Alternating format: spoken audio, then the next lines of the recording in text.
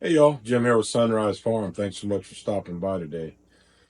Today's video is going to be about seed starting. It's going to be about seed starting in trays, direct seeding, and then once we seed these trays, we'll be moving to them over to my little greenhouse tables where they can kind of stay warmer and utilize heat mats to the best of my ability. I only have a couple of them.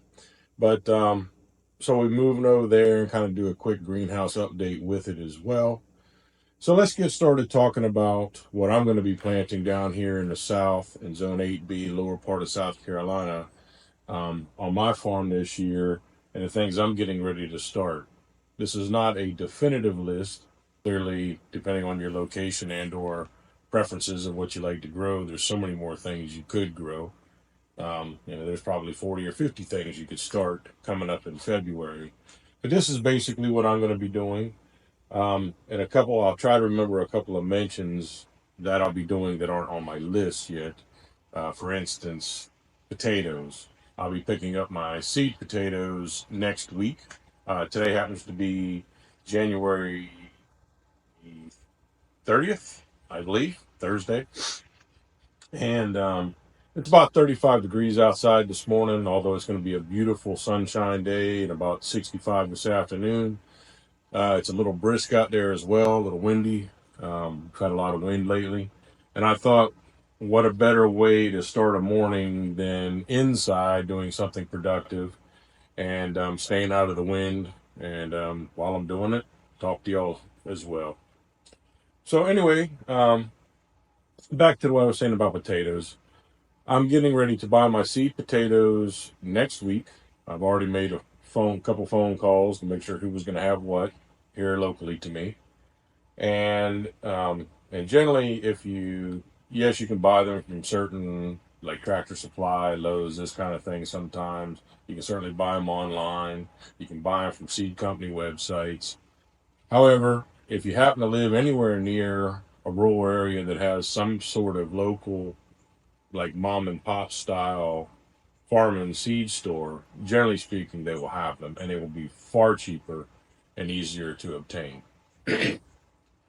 So, that being said, I'm going to be buying a 50-pound bag of uh, red Pontiac potatoes and a 50-pound bag of Yukon Gold. Last year, I grew the Kennebecks. Um, Not only do I not exactly have the time and space for them this year, but I, I don't know. I just didn't seem to do as well with those, so I'm going to leave those out of the equation this year. And then I'll be cutting them up probably a week after that to make smaller seed potatoes out of each potato itself. Generally speaking, you can get a two, three, four cuts out of one pretty easily.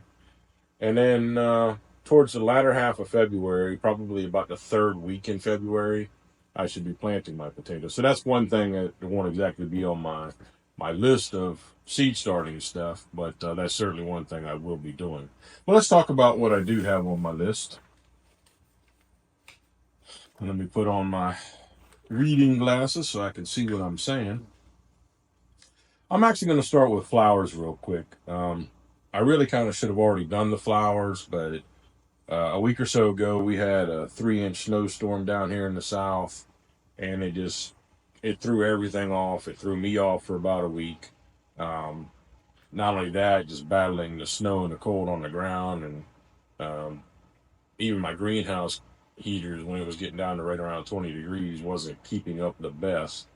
I just have that small greenhouse you've seen in other videos. But anyway, so I'm a little bit behind on starting these flowers, but I'm going to be starting some flowers, and those are going to be calendula, celosia, marigolds, zinnias, and probably go ahead and start some violas as well, although I haven't fully determined that yet. And then moving on back to the vegetables, I'm going to be seed starting some asparagus. Um, I'm going to create a bed of asparagus. Yes, if you know anything about asparagus, this will take several years to come to fruition, but I think it'll be a great crop. Instead of me buying crowns, I'm going to do it from seed. I'm getting ready to seed parsley, tomatillos, carrots, turnips, basil, beets, eggplant, um, and then some lettuces. I got a Coastal Star romaine lettuce going in. Some of your herbs. Well, I already mentioned basil, but thyme, a Marglobe tomato, which I've already back a month or so ago. I planted my most of my tomatoes, or seed started them, I should say, and you can see that germination when we moved to the greenhouse. It's going pretty good so far. But I held off on doing the Marglobes, and one of the key reasons I held off is I learned a valuable lesson last year, and that is Marglobe is a determinate tomato. All the rest I'm growing are indeterminate. So a determinate tomato simply means it has a life expectancy, a harvest expectation, and when it's done, it's done. So I started some of them too early, and I think that messed me up when I put them in the ground because they were already too far along and didn't have time to grow and acclimate properly in the ground. I'm guessing, I'm not positive of that. Either way, I decided this year I wasn't going to start the determinate tomatoes as early as I started the indeterminate tomatoes, and so I'm going to start my Marglobe tomatoes. Marglobe is simply a kind of medium range slicer, 8 to 12 ounces, something like that. And so, yeah, so I think that encompasses most of the list. Oh, I am going to also be starting. I just planted my turmeric straight in the ground last year and had beautiful results. If you didn't happen to see my turmeric video, I highly recommend going back and watching it. I'll try to remember to put a link in the description. But I turned basically, well, I didn't turn, God turned basically 1 pound of turmeric, which is what I bought and started with, into a 19-pound harvest. So it was awesome. However, I've since recently understood that you should also be able to seed start turmeric and let them grow out in pots even in advance of your season. But I also want to see not only A, how it works, but B, I sell plants from my farm, which I'll be starting to sell them probably about, quite frankly, some of them the end of this month, like broccoli and collards and kale like that. But most of my plants, obviously, I'll be selling in spring, so right around mid-March. And so with my success of growing turmeric, I decided to go ahead and order 1 pound of ginger. So this will be my first year planting ginger. Now they're very similar in nature of crops, very similar in the way they grow with their rhizomes. So I'm going to plant ginger, and I think I might even try. I'm not selling my ginger as plants, but I think I will try to grow some out in pots just to see if it also works the same way that I've done some research on and it shows. So I don't see why it won't. I've done plenty of research. I'm kind of that kind of fellow that likes to research multiple sources and multiple, like, farmers and universities and things of this nature that do different studies or growth habits. So hopefully these things will work. But anyway, that's my intention. We're going to plant some turmeric and some ginger as well. So let me go ahead and you can see some of the trays here, and let me show you what I got so far. Um, Actually, let me back up a minute. The turnips will be direct seeded, um, and then the beets. Actually, beets, although I could direct seed them, it depends. It depends on how much time I have, whether I go out and direct seed them or whether I do them in trays. But you can do them in trays. You can definitely plant beets in trays. I've done it many times. Works just fine. You don't want them to go more than about 3 weeks in a tray, but it works just fine. And then carrots obviously are direct seeded. So those are the things that I'll be direct seeding over the next couple of days after I do this morning actually. And so yeah, so let me show you what I got here, and let's get started doing some seeding. All right, so what I have here on the table for right now is I have 242 Prop Tech trays. Prop Tech being the brand name, the company. 242 being how many cells are in it. The cells are approximately 1 inch by 1 inch. These trays, the PropTech trays, are generally speaking much larger than your standard 1020 trays. They're 26 long, 13 inches wide. Um, so I have three 242 trays. Of that same PropTech, I have two 162 trays. And then over here, I have just two generic 50 cell trays, just kind of that plastic trays that you might be used to using or seeing. Um, when I got some strawberries this year, I just kept after I took the strawberries out and transplanted them, I just kept the trays. Seemed like a good thing to reuse at least once or twice until they bust up to the point I can't.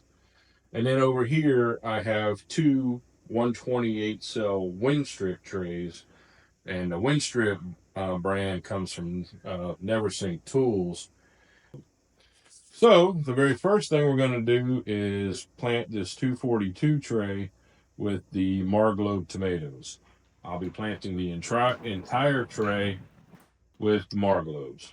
So let's go ahead and get started with that. All right, so here we have our 242 cell tray.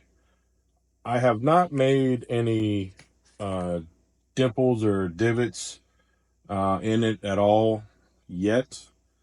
Um, if it's your preference to do it beforehand, which I do occasionally depending on the seed type, but if it's your preference to do it beforehand, so be it. Do it beforehand. But if not, you can simply place the seeds on top of the soil mix and then lightly push it in. All I use is the blunt end of the of a Sharpie, and then push the seeds in. And then I know I've got pretty good seed to soil contact. And if I happen to drop seeds more than I meant to, it's easier to see because there's no divots. And also, I'm probably going to cover this with a light layer of vermiculite. And I'll show you that in a minute. And this is what we're going to be planting. Marglobe tomato. It probably is a little hard to see, but if you can see in the top left corner of the tag that True Leaf Market gives you, it gives you the germination rate always. This one happens to say 85%. Well, part of the reason I'm growing a 242 tray is, yes, I plan on planting a couple hundred of them, and then I want some to sell. But also, True Leaf gives you a very large amount of seed for very little money. I highly recommend taking a look at True Leaf Market for seeds. So that being said, with the slightly lower germination rate, I'm probably going to drop two seeds per cell, at least maybe half the tray, at least two seeds per cell, to kind of ensure a better stand or germination. Tomatoes is one of the easiest to up pot transplant and separate too. So let's just get started with that.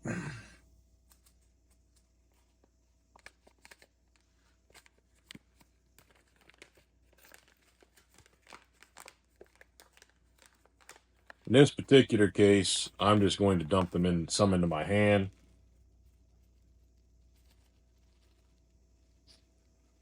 A little bit at a time. And I don't know if the camera will pick that up properly, but you can see just how many seeds are down in there. I think it's a couple thousand for like less than $10.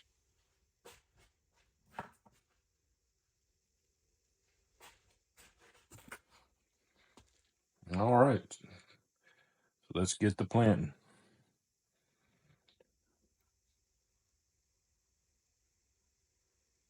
And yes, I will be dropping more than two seeds in a lot of them because they're so tiny to grab. I mean, they're not super tiny like a celery or a lettuce seed or something like that, but I don't worry about dropping more than that, and I'll show you why. Now see, 5 seeds dropped into this very first one, because tomato seeds stick together. There's 2 seeds right there. So I will just move it right over to the next cell. And I'll take the extra seed out and move it over as well. So I just use a simple pair of tweezers. Nothing fancy about them at all. But they grab things like tomato seeds. They grab all seeds well, but they grab things like tomato seeds, pepper seeds, and all those kinds of seeds very well. So if there happens to get more than 2 in there, because tomato seeds stick, then I tend to just pick them up and move them. Now I will say I do it from my hand, like I said, quite often. However, there are other ways to do it too. These paper bowls, they work very well. They're the small paper bowls. Having seeds in there, you can just grab out with your fingers and or the tweezers if you want. Plus you can just leave it set on your tray. So that's not a bad option either. It just depends on what I'm doing. Kind of depends on my mood too.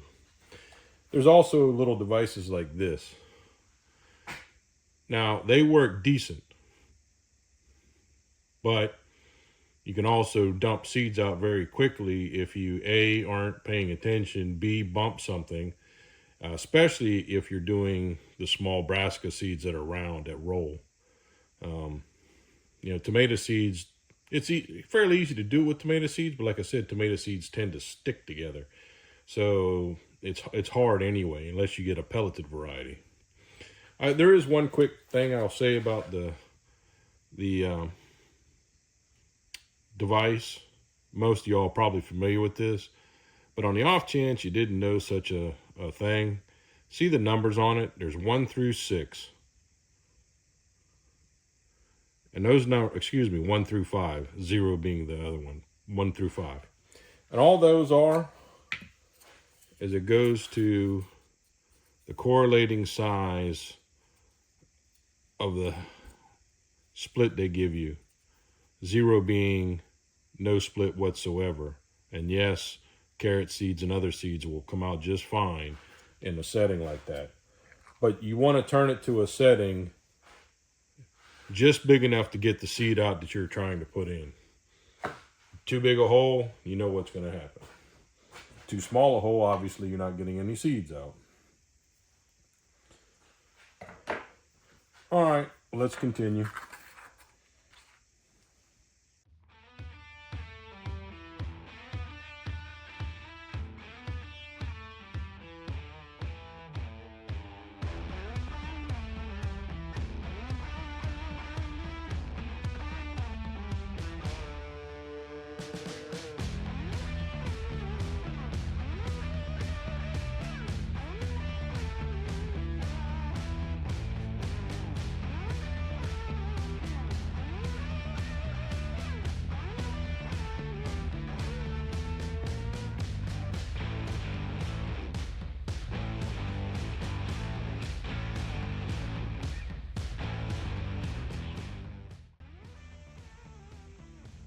All right, now I'm going to go back and push all those seeds in. A couple of the other little nuances I've just personally liked or found, I guess, is that if I make the divots first, it's sometimes harder for me to see that I've covered each cell, especially with 242 cells in a tray. Whereas if I have to go back and just push them in lightly to assure good seed to soil contact, I also will generally discover if I missed any cells.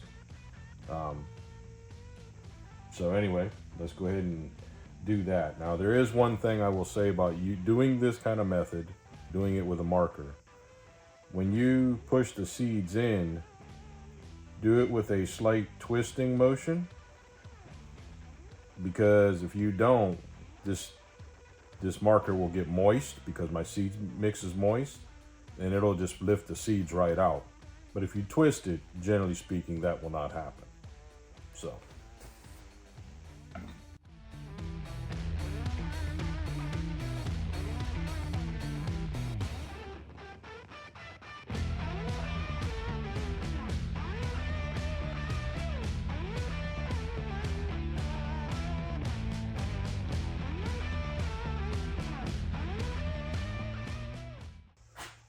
Well, all right, that's got the tray planted and all the seeds are in. I've talked about this before. Technically speaking, I don't have to do anything else. I can just go set this in my greenhouse and or on my germination mat, and it should do just fine. As long as those seeds have good contact and moisture, they'll sprout just like they are. They don't need to be covered. However, I am going to cover them with a light coating of vermiculite, and the vermiculite I use is a medium vermiculite, not the coarse stuff. Using coarse vermiculite or perlite in seed starting mix, I wouldn't consider ideal because the stone size, the material size is just too big for me. So I always prefer medium or fine. Medium vermiculite is perfectly fine. Now, if you're talking about just straight potting mix, like you're going to up pot into 4-inch or 1-gallon pots, then the size really doesn't matter then. So I use the coarse stuff for that. So here's my little thing of vermiculite. You can see how fine it is. But it's bigger than sand, but it's pretty fine. And so I'm just gonna put a light coating on this and then spread it around. You could also put more seed starting mix on it, of course. That's fine as well.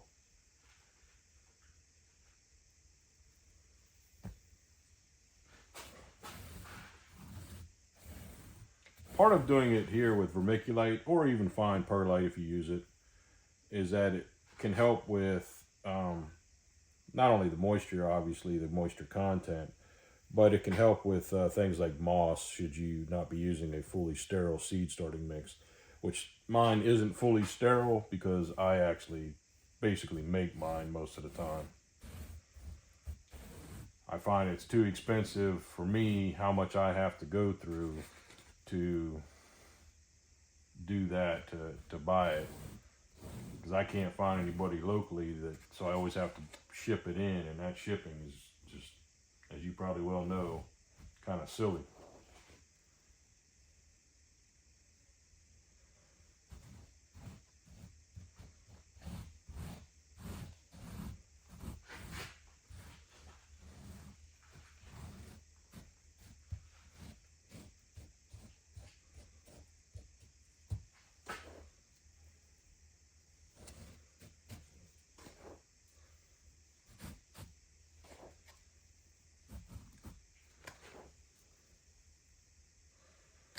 Vermiculite isn't the cheapest stuff in the world, but it is good.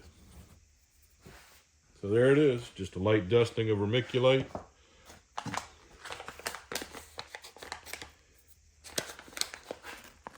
And I don't know if you can, so I mean basically if I double seeded that 242 tray, I planted close to 500 seeds. This thing still has in excess of a couple thousand in it.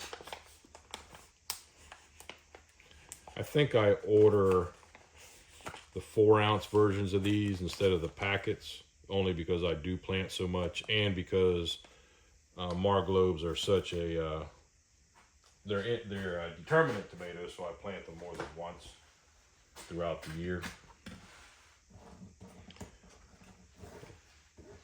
Then before the watering,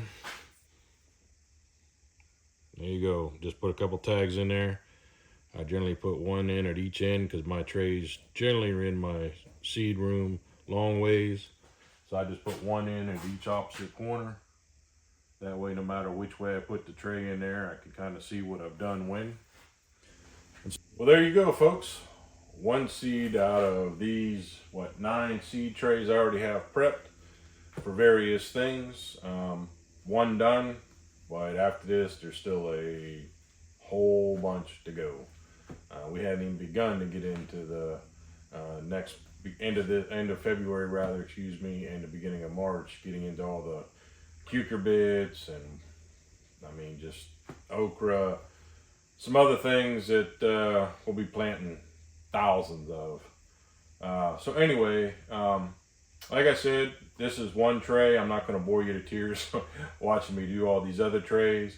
When I get these trays done, we'll move them on over to the greenhouse, and I'll see you in just a minute over in the greenhouse.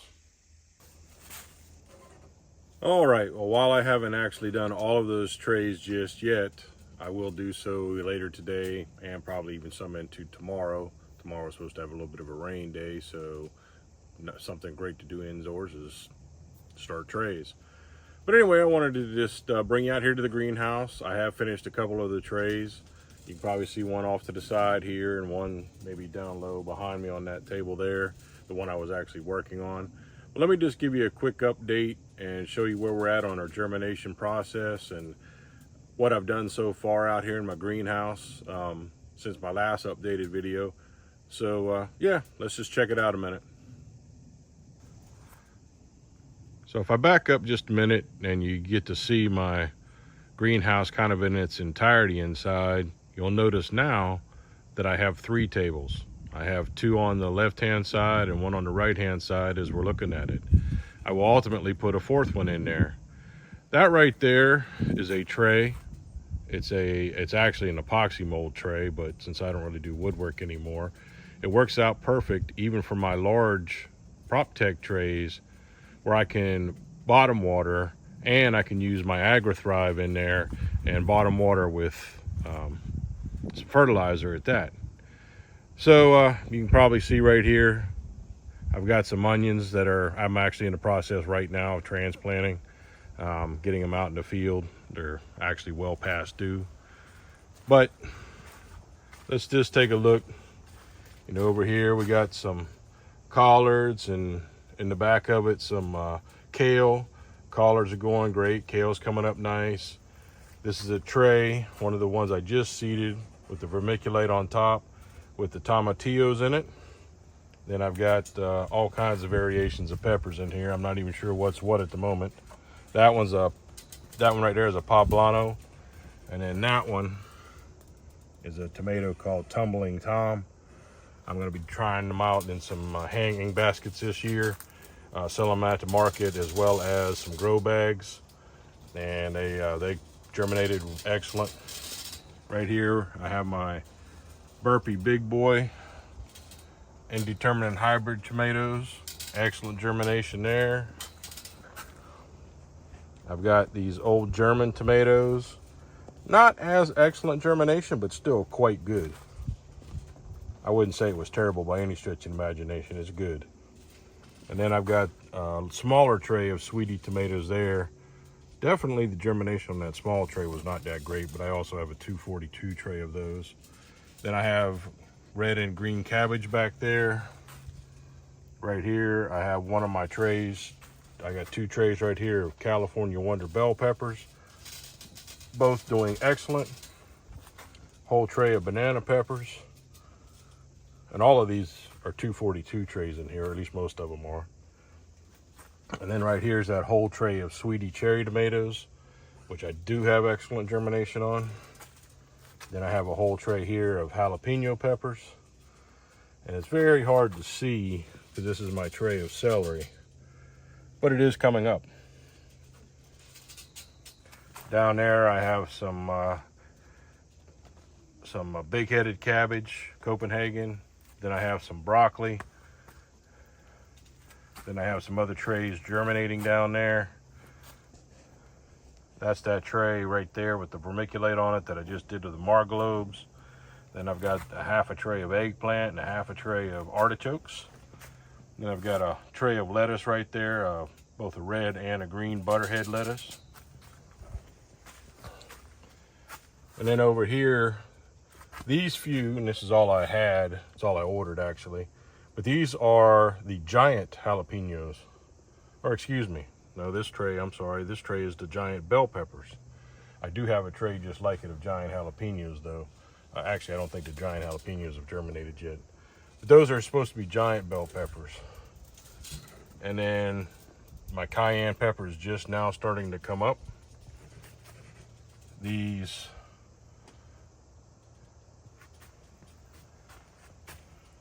what are they actually? Purple Cherokee tomatoes. I couldn't remember which one was right there. So that's a tray of purple Cherokee tomatoes, and they're doing pretty well so far. I have a tray of habaneros. They're looking good. I think this right here must be my tray of giant jalapenos. I got one germinating back there. And it looks like I got a misnomer back there. It looks like some kind of brassica seed in there. And then I've got this tray of pepperoncini peppers. And this little thing right here, I don't know if I discussed it before, but this is now my next attempt at doing Carolina Reapers. As of yet, I only have one, well, technically two, germinating. So we'll see about that. All right, folks, there you have it. That's my seed starting for going into February. So I talked about the seeds I'm starting in trays, and I talked about the ones I'm going to be direct seeding, and it's just going to continue from here. I mean, here we are. We're getting ready to, in a couple of days, be the 1st of February, and from that point on, really beginning in March, certainly last week in February, it just becomes so hot and heavy for us down here to get things seed started, seeded in the ground, prepped, and obviously transplanted into the garden, into the whole farm area with all the rows that we got to prep. So the work is just basically non-stop from here on out. I don't know how much cold we'll have to face in February or even early March. Hopefully not a whole bunch, but this greenhouse so far, which I've said before, is 10 feet by 20 feet. And I put in 2 9-foot tables on this side, one right here, and I will put a 4th one in as soon as I build it.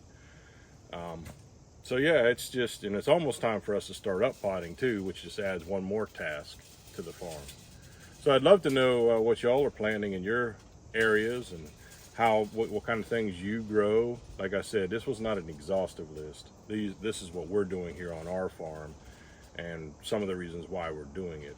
You know, most of mine is for farmers markets and or up potting to sell plants. So, and our first farmers market starts in April.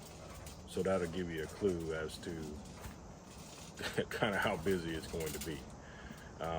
So anyway, I just want to thank you so much for stopping by and watching today's video. If I could humbly ask that you would like, share, and subscribe to this, and hit that bell notification, get notified anytime we bring out other videos, and I would be greatly appreciated. As always, y'all are just an amazing blessing to me and my family here on the farm. I know you don't see them much in my videos, but that'll be changing fairly soon. In fact, most of my family out here on the homestead anyway, we're all I work full-time in the farm, but they're going to take a week off from their jobs and help get this thing planted so we can get it going, because we all have high expectations of what we can do and feeding our community through our farm ministry. So once again, just thank you so much. I look forward to seeing you again in the next video. Take care. God bless you. Have an amazing day in the Lord, and we'll see you next time.